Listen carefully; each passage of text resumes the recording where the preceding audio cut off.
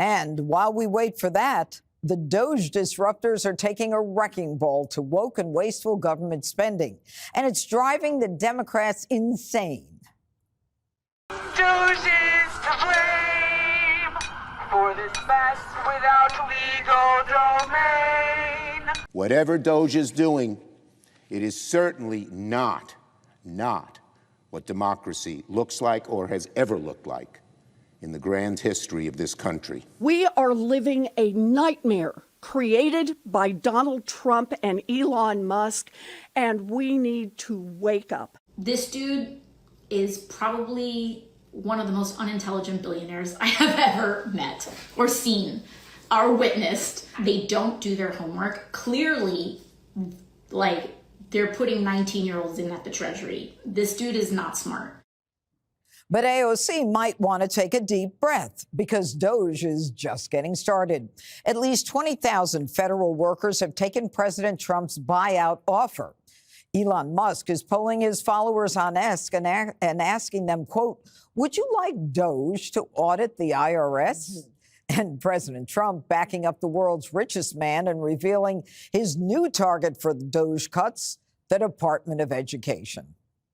What I want to do is let the states run schools. I believe strongly in school choice, but in addition to that, I want the states to run schools, and I want Linda to put herself out of a job. Some of these DOGE engineers that Elon Musk has helping him are as young as 19 years old. That's good. They're very smart, though, Peter. They're like you. They're very smart people. Thank you. Have you met any of these guys? No, I haven't seen them. They work actually out of the White House. They're smart people. All right, Jesse, the Dems are freaking out, and I'm not sure if they're freaking out more over Elon Musk or the DOGE cuts, which is amazing because some of these cuts need to be made. I love some of these. Dana mentioned it the other day. You have Iraqi Sesame Street. You have Moroccan pottery classes, bat viruses, and tourism for Lebanon. No offense, Judge Janine. I've been looking into USAID. It's a CIA cutout. It's basically like a dark money group that's been caught staging coups across Latin America. They've been kicked out of dozens of countries. They've been funding paramilitary operations, and they got caught. And this is basically a $40 billion slush fund for social justice warriors in permanent Washington to bribe people, staff people at NGOs, and just create hell. And they were probably going to launch the resistance against Trump's second term through this little government super PAC because it was so dark and shady.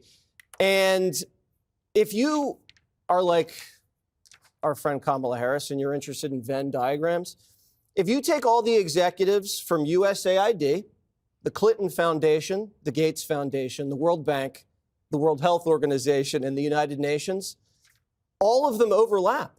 It's very interesting when you look at who is who when they run these organizations. Burisma got a contract with USAID through Hunter Biden. And then Hunter Biden, and it was so shady, Judge Janine, that the Obama people looked at it and canceled it. That's how corrupt it looked like. Rosemont Seneca, Hunter's firm, also did deals with two people that were trying to get rich off of disaster aid in Haiti through USAID. Right. That's right. Now, I'm not saying you got to eliminate all foreign aid, but it's like a knockdown. You see a house, it's a knockdown. You just got to level it and you got to build it back up. That's how corrupt it is. And if they found out this much corruption in just one small agency, imagine how bad it is at the Pentagon. You know, Dana, one of the things that the Democrats have been complaining about is they're saying, you know, a lot of this aid is going for, you know, good reasons. And they said Marco Rubio, Secretary of State, came out and said, food, medicine, saving lives are not included in the freeze. And if you don't know how to ask for a waiver, then you're either incompetent or you're just looking to sabotage. I talked to someone today who said that when he was working in government, that USAID kind of ran like an NGO, right? And so the pause and Rubio being in charge, I think if you care about health diplomacy or the food diplomacy, like all of that makes sense, and you can do that out of USAID. And yes, there could be some good work, but when you've been the Congress has basically been AWOL They didn't do their responsibility. And so all of these other things happened. So now you have one apple or many apples spoiling the bunch. Elizabeth Warren also said that Elon Musk wasn't elected. Well, neither were the people who were shoveling all of the taxpayer dollars out to pay for electric vehicle credits. Who was elected that said it was okay to raid the Medicare trust fund in order to pay for electric vehicle credits? Congress didn't say anything about it. Those were the Biden people. Who was elected to go around Congress to say that you could forgive student loans? Even Nancy Pelosi said you couldn't do that. Joe Biden said, I'll do it. And it didn't matter to him that it was illegal. You have also the Democrats complaining about data security and data privacy. The January 6th committee leaked thousands of people's personal information that had nothing to do with the investigation. And so I feel like AOC questioning the intelligence of Elon Musk is just clickbait, and I'm not going to click. I'm not going to click. Also, I believe that Linda McMahon is the one to dismantle the Department of Education. If you look at those education scores from last week, what are we getting for this? Why do you think a lot of these companies say they need H-1B visas? Because we're not educating people here appropriately. Yeah, interesting. I was going to ask you the education question too, but I'll go to you, Jessica. You know, it seems like the Democrats haven't gotten their footing. I mean, they're not sure about the message or why they lost and everything else, and yet this DOGE thing. And Jesse just gave us some examples. Is that the best they've got? It's certainly part of the conversation that I think Democrats should be having. And I would love to be here the day that it was announced that George Soros had been given access to the Treasury payments, and he was going to be running a bureaucracy. We'll call it Jew Doge to make it George Soros applicable. And he was going to decide how many thousands of people we fire. He had a bunch of 19-year-olds that he really liked. Maybe they interned for him. Maybe they're just a Palantir kid. And he was going to bring them in, and he was going to change the way we run our government. He was going to move fast and break things like they do out in the Bay Area. But instead, your Social Security payments would be on the table. Your job would be on the table. Your Medicaid would be on the table. And you say Democrats are the only ones melting down. Is Senator Wicker a Democrat and I missed it? Or Jerry Moran? Or even Marco Rubio when he used to have a moral compass, 2017? Foreign aid isn't charity. It's critical to our national security. If you're so concerned about making sure that we stay in front of China, which would love to eat our lunch any way that they can, this kind of aid matters. That's what Rubio just said. Yeah. No, the program that he's talking about in 2017 is different than what is going on today. It absolutely is. And anyway, it's not the principle of what he's saying. The fundamental issue here is that we have three co-equal branches of government, and the executive doesn't care about Congress anymore. Congress appropriated this money. They say it was an EO. Originally it was, but in 1998 it was enshrined by Congress as a law. You need to go through the proper hurdles. And there are plenty of Democrats who've said, let me in the DOGE caucus. They want to have conversations about things to cut. Maybe there are lima bean dancers in malaria in wherever that need to be eliminated. But you have, and just one more thing. They've blocked access to secure communications for hundreds of USAID employees who are currently in war zones. How can that be okay with you? Okay. First of all, all foreign, might not even be true. We'll have to fact check all that. foreign aid is discretionary for the president to determine. No. Yes. Not if it's appropriated by Congress. It is discretionary for the president to determine. And if the whole point is it's not charity, Greg, but it exists for the purpose of advancing our national interest, shouldn't it be something that advances the United States interest? Yeah, this just doesn't feel right that we weren't introduced. Oh, who are you? So, I'm Greg Gutfeld. Welcome to the Five. All we're doing is introducing friction into a system that got used to having no restraint. So you have this giant blob that finds it alien that people might want to know where their money's going. They are just spending it like it's the casino's cash. By the way, Joe Biden was ushered in on the promise of empathy and unity, and it turned out the executive branch had been hijacked by radical forces. And when it was exposed, they covered it up. And they also went after whistleblowers and condemned and smeared people who dared to say that Joe wasn't fit. Doesn't that sound familiar? It is exactly what's happening with USAID, and it's going to happen with every single other program and department because they are corrupt. And if you think, how do you know that? I just explained it to you. The White House, the biggest political cover-up in history, right in front of your eyes. And you think that somehow this is going to be pristine behind closed doors when you talk about everything that we're talking about Hamas being funded. We're talking about Haiti, those billions that disappeared. We're talking about trans and gender propaganda in foreign countries. There's so many things. And, love Trump or hate him, Jessica, and I know where you stand. Trump is where government secrets go to die. He's doing more than 40 years of so-called and heroic investigative journalism. We're learning about stuff we never bothered to learn. And it's not coming from The Nation or The New Republic or The Atlantic. It's coming from a Republican president. I never knew about USAID. I thought it was a sports drink. I didn't know about, NGOs. I thought that was an STD. How many STDs did you have? I can't get into that here during the break. And the reaction tells you everything, that this is the heart of corruption. It's about funding. And all we want to know is, where is it going? Eco Alliance? No matter what you say about humanitarian efforts by USAID, millions and millions of people being killed kind of cancels that out. Eco Alliance was funded by USAID. So there are up to maybe, $521 billion in fraud annually.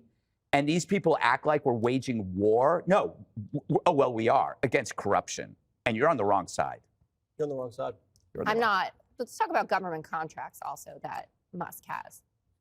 What's that? Okay. Well, no, the president has the right to have Marco Rubio or Elon Musk or whomever he wants to advise him, and he makes the decisions. Advising and eliminating but are different. $9.3 billion to Islamic terrorist states responsible for killing over 3,000 American soldiers, that came to USAID. And it's wrong. President Trump and Benjamin Netanyahu are going to speak any moment. We're going to bring that to you when it happens. But up next, it's only been 2 weeks, and President Trump is delivering some huge wins for the American people. USAID is a bowl of worms. There is no apple. And when there is no apple, you've just got to basically get rid of the whole thing. That is why it's got to go. It's beyond repair. None of this could be done without the full support of the president. Actually checked with him a few times. Said, are you sure? I'm like, yes. So we're shutting it down. Well, sources confirming to Fox that USAID headquarters are in fact closed today, coming as President Trump and, as you heard, Elon Musk agree the Agency for International Development needs to be shut down after failing to be transparent with their budget of billions. With us now, the former head of global health at USAID under President Biden, Atul Gawande. Thank you so much for being here. I want to put up your op-ed that you wrote in the New Yorker, the headline, "Beyond the Chaotic Attempt to Freeze Federal Assistance, the Potential for Devastation," you write, "is made plain by another order concerning the crucial work of USAID." You heard the criticism there about the budget and the spending. What's the response? What's happening right now is dangerous for the United States and humanity. These are people shutting down an agency and having no clue the work that is being done. I'm a surgeon. I led global health at USAID, and I can tell you, these are programs touching hundreds of millions of people around the world on a budget that's half the budget of the hospital where I do surgery. Let me give you some critical examples. Number one, in the last 4 years, USAID responded in containing 21 serious outbreaks of deadly diseases at risk of coming to the United States. There is an Ebola outbreak right now in Uganda that is killing people, and USAID, all activities have been shut down. That work is critical and is not even happening. There is an HIV 20 million people, of whom 6.5 million are children with HIV, where the global program that USAID leads with other parts of the U.S. government has been shut down. Those are people whose medicines are required for them to stay alive. I can go on down the list: eradication of malaria and polio and so on. This is dangerous. It is bad for American security. There is, criticism of how some organizations, there are a number of organizations who get money from USAID. The list, as you scroll through it, is a number of names that people are familiar with. But the budgeting of that and how that money is allocated has come under some significant criticism. And in fact, Brian Mast, congressman from Florida, head of the Foreign Affairs Committee, was on this weekend talking about it. You want to authorize purging of State Department personnel? What does that mean exactly? Well, if you want to take a look at the State Department, where DEI has been a priority over, let's say, diplomacy in many accounts, $500,000 to expand atheism in Nepal, $50,000 to do, let's see, a transgender opera in Colombia, $47,000 to do an LGBTQ trans comic book in Peru, $20,000 a pop to do drag shows in Ecuador. Shall I continue with more examples?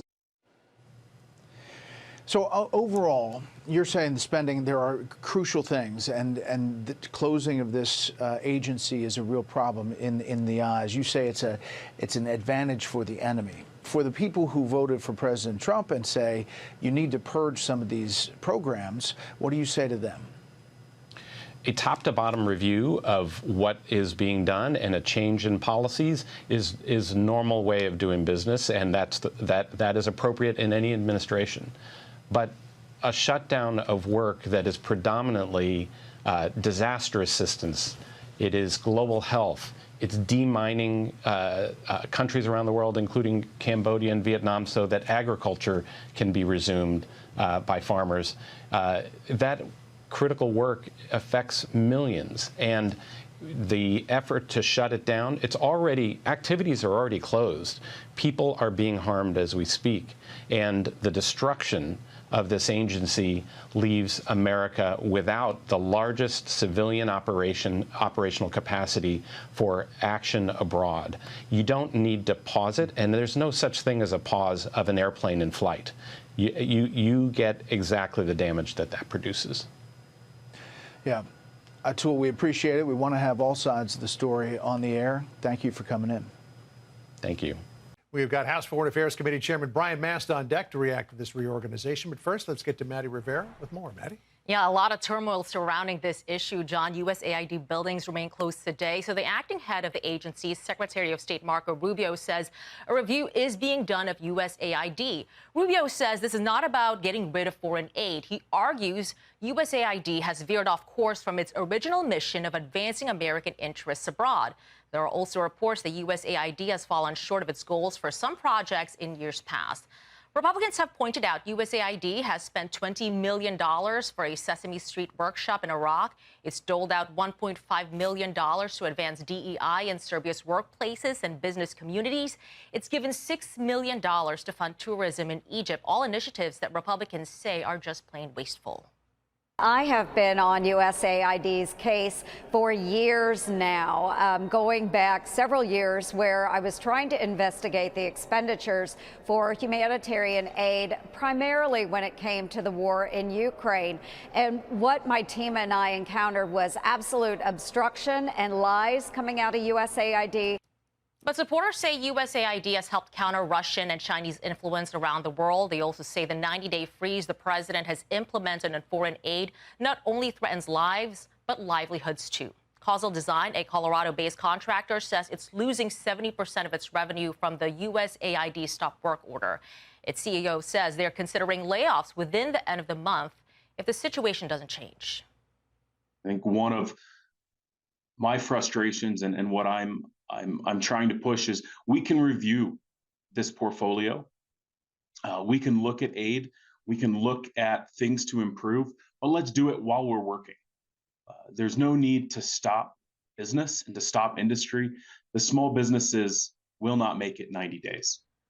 Democrats say a reorganization of USAID can't be legally done without congressional approval, setting up perhaps another legal battle for the Trump administration in the coming days and the coming weeks, John. Yeah, that's what Megan Hayes was saying, exactly the same thing as the guy from Causal Design is, why shut it down, go through it with a fine-tooth comb, but keep the funding that's necessary to keep a lot of these businesses afloat. Yeah. Maddie, thanks. You got it, John. Appreciate it. Sandra? All right, let's bring in Senator Joni Ernst, Republican of the great state of Iowa. What's going on in Washington right now harkens back to your very first campaign ad where you talked about cutting pork. So here's some of the programs at USAID that the White House has got in its sights. $1.5 million to advance diversity, equity, and inclusion in Serbia's workplace and business communities, $70,000 for production of a DEI musical in Ireland, $2.5 million for electric vehicles in Vietnam, $47,000 for a transgender opera in Colombia, $32,000 for a transgender comic book in Peru. It goes on and on and on. Now, Marco Rubio, the Secretary of State, says there are a lot of good programs at USAID, but I don't expect any of those are what he's referring to.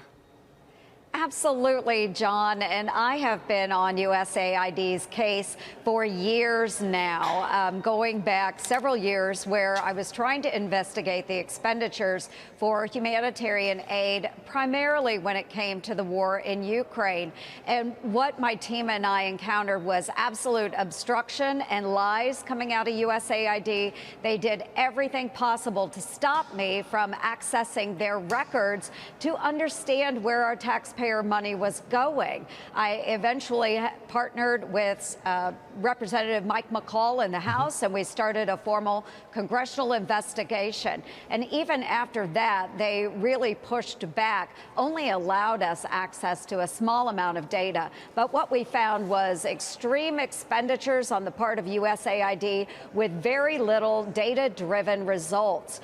We have seen money funded in the Wuhan Institute of Virology through dollars steered by USAID on dangerous coronaviruses. We saw how that turned out. We've seen funding going to Morocco for pottery classes, tourism in Lebanon, of all places, even when the State Department was advising against travel. I could go on and on and on, John and Dana. Senator, the Daily Wire reports that 97% of political contributions from USAID employees went to Democrats. And listen here, this is call for three. This is Democrats on Elon Musk's power. Elon Musk may get to be dictator of Tesla, but he doesn't get to shut down the Agency for International Development. No one elected Elon Musk to dismantle it. He doesn't have the power to destroy it. Privileged billionaires who don't give a damn about America and Americans should not be making decisions that put Americans at harm. What do they get wrong there? Well, I think they got just about everything wrong. And so Elon Musk is spearheading the Department of Government Efficiency. And if it means ferreting out waste and fraud on behalf of Americans, then I think he is doing a great job. He is operating at the direction of the president. And what we have seen with USAID is just a blatant disregard for what Americans want to see and how they want their dollars spent around the globe.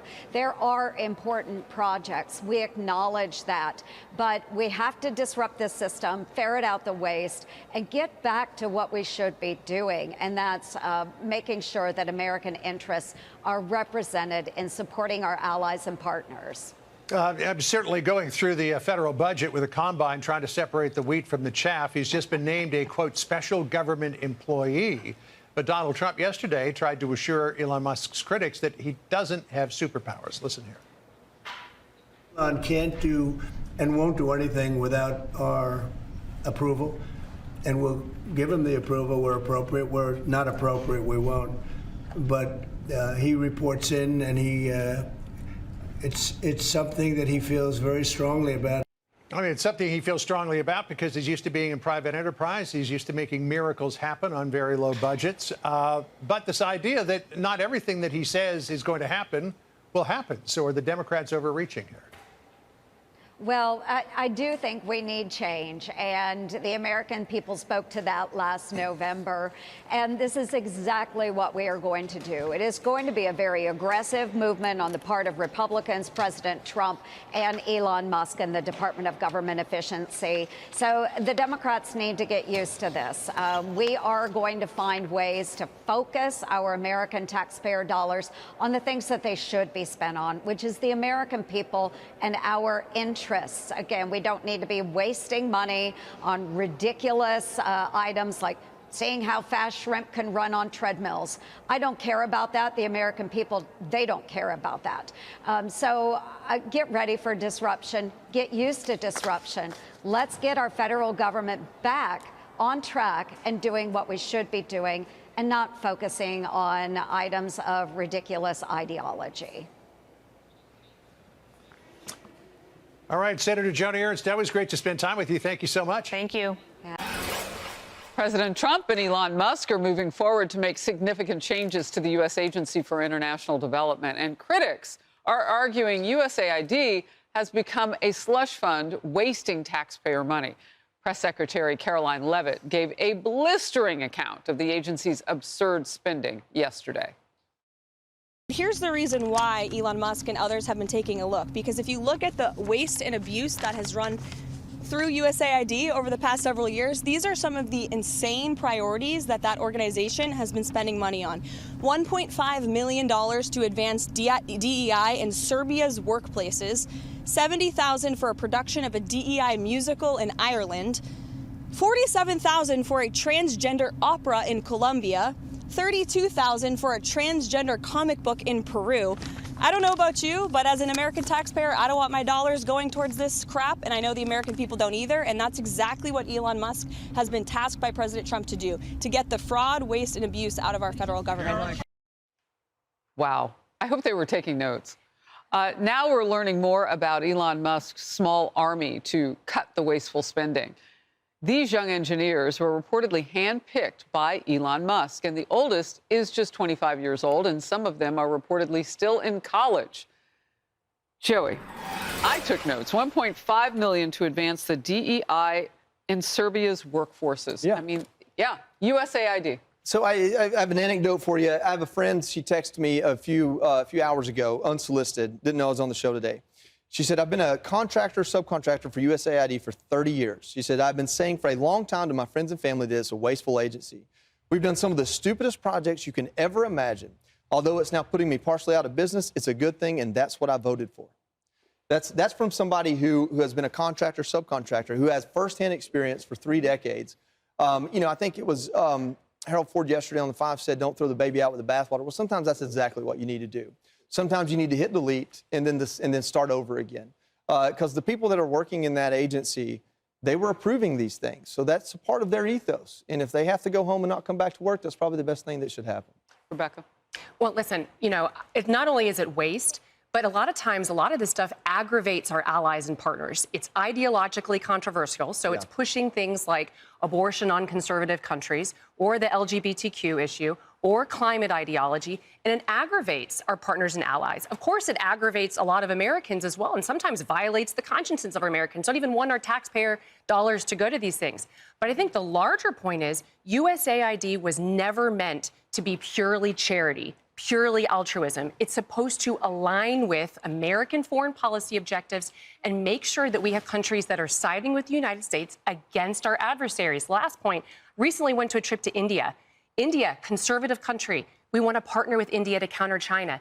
The Indian officials I talked to said they were irritated by the progressive policies that the Biden administration foisted on them. It hurt our relationship with India. Yeah, I wonder how Serbia's workforces would feel about all that DEI. I'm sure they don't turn down the money, $1.5 million.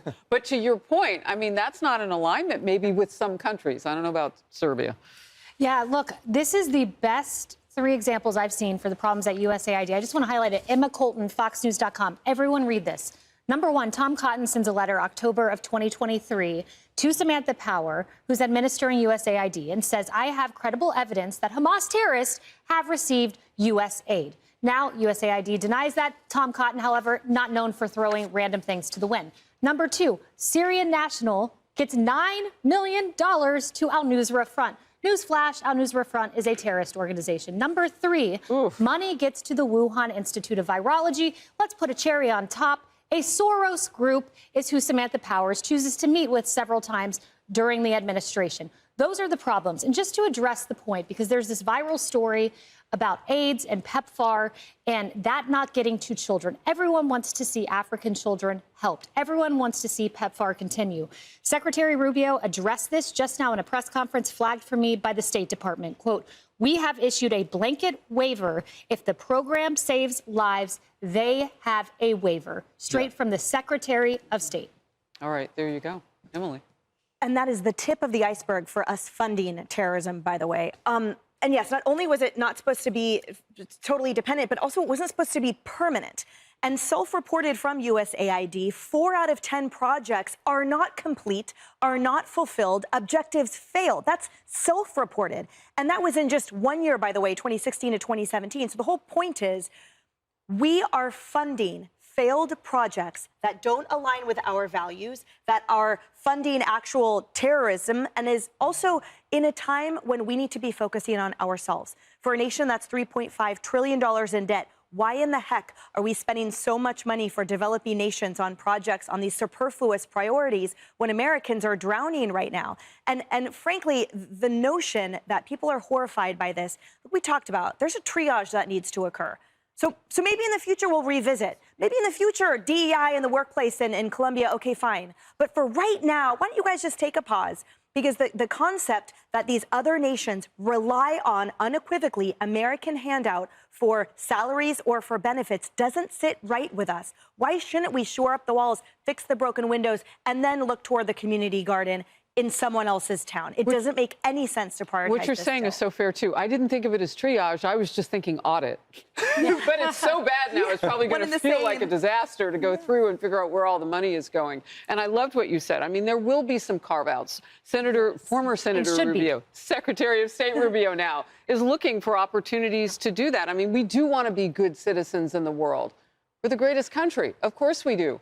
But to your point, I mean, triage, audit, whatever you want to call it, we got to do it.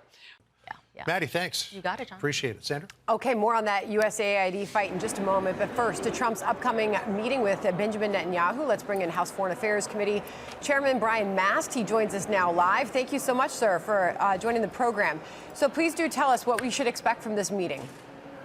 Look, with Prime Minister Netanyahu, you're going to hear discussion about the capabilities that they have to counter Iran, what they've already destroyed that hasn't been given, let's say, in open source information, the networks that won't continue to exist for Hamas, for Hezbollah, things going on with Syria, what we need to know for national security and terrorism across the sphere. It will be very comprehensive about what has taken place and what will be the path forward. The Israeli ambassador to the United Nations, Danny Danon, wrote a piece in Fox News Digital today about the upcoming meeting. Here's what he said. He said, Trump-Netanyahu meeting has 3 things on the agenda that could change the Middle East. He says the 2 leaders will convene on Tuesday afternoon to discuss the next phase of the hostage release framework, the Iranian threat, as well as prospects of a Saudi-Israeli normalization deal. They're all very important issues, of course, but this idea of renewing talks on expanding the Abraham Accords to include Saudi Arabia. I mean, that was the deal that they almost got done before Hamas lit the flame of October the 7th. If they can get that deal done in the days and weeks ahead, how would that change the broader face of the Middle East? So when you have that as the way forward, like we were discussing, then you have another country that's going in there saying they're not looking for concession from Israel as it relates to Gaza in all likelihood. They're accepting that Gaza had absolutely been the aggressor, continually year after year, launching rocket attacks, stabbings, bus bombings, you name it, and they are now ready to normalize with Israel. That is an important domino to fall in terms of the way that they move forward and what they demand or do not demand as it relates to any relationship with Palestinians. That's, I think, the biggest linchpin that takes place in the wording of what goes forward. All right, so now to Secretary of State Marco Rubio and this USAID fight that is happening right now. He's the acting director of USAID, I should point out, and he spoke about this with our own Rich Edson. This is in El Salvador. I want to get your reaction to this. Listen. Their basic attitude is, we don't work for anyone. We work for ourselves. No agency of government can tell us what to do. There are things that are happening at USAID that we should not be involved in funding, or that we have a lot of questions about, but they're completely uncooperative. So we had no choice but to take dramatic steps to bring this thing under control. Okay, so what dramatic steps can you get behind here, Congressman? Everything that Marco Rubio is doing, I am behind. He's saying that very nicely. The reason they have to shutter these doors is because they will go in, they will delete these things off of servers, they will work to hide them, they will simply say, no, we're not going to tell you. In front of me right now, if I was looking down, I have 3 or 4 pages of just provocative things they were spending money on, from $500,000 in Indonesia to help teach coffee companies on how to be more gender friendly, to just giving millions of dollars to people in the Caribbean for just being LGBTQ. Same thing in Serbia, other places. The list goes on and on of where they were just burning your money in ways that wasn't making America the partner of choice. And again, I have pages of these. Congressman, that is, in fact, I mean, that's definitely true. But at the same time, USAID does fund a lot of legitimate businesses, does do a lot of good work around the world that's not related to any of those things that many people are calling a frivolous expense of taxpayer money.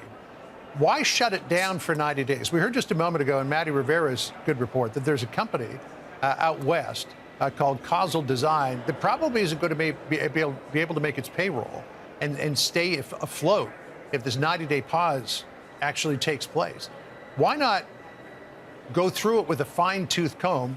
Sure, change the administration, but not shut down the funding that's so desperately needed by some of these businesses that are legitimate.